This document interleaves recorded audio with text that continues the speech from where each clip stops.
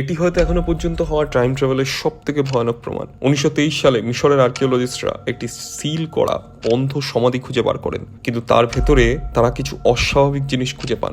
1987 সালের একটি ছবি, যেটিতে একটি লোক খুবই আধুনিক পোশাক পরে হাতে একটি ক্যামেরা নিয়ে সেই সমাধির সামনেই দাঁড়িয়ে আছেন। মানুষটির পরিচয় পাওয়া যায়, তার নাম ইলন হাক।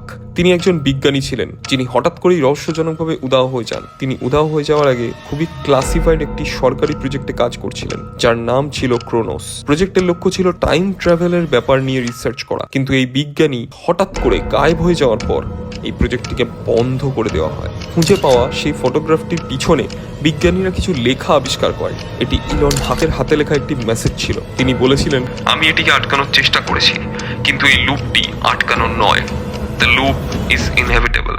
এরপর 1980 সালে আরো একটি ছবি সামনে আসে। এই সময় আবার ইলন হাককে ওই ছবিতে দেখতে পাওয়া যায়, কিন্তু এখানে তাকে দেখতে অনেক দশকের বৃদ্ধের মতো লাগছিল। তিনি হাতে সেই ক্যামেরাটি নিয়ে সেই সমাধির সামনেই দাঁড়িয়েছিলেন। সেই ছবিটির পিছনে ডেট দেওয়া ছিল 2025।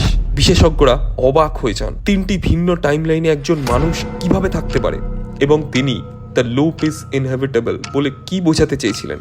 শেষ সূত্রটি পাওয়া যায় 1987 সালে ইলন হাকের ল্যাবের নোট থেকে। তিনি লিখে গেছেন, সময় রৈখিক নয়, এটি চক্রাকারে ঘোরে এবং আমি এটাতে আটকা পড়েছি। কিন্তু এখানেই গল্পের শেষ নয়, গল্পে একটি টুইস্ট আছে। 1923 সালে কিছু গবেষকের দল যখন আবার সেই সমাধিটিকে খোলেন, তখন তার ভেতরে একটি ক্যামেরা খুঁজে পাওয়া যায়। এটি সেই ক্যামেরা যে ক্যামেরাটি ইলন হাকের হাতে ছবিতেই দেখা গেছিল।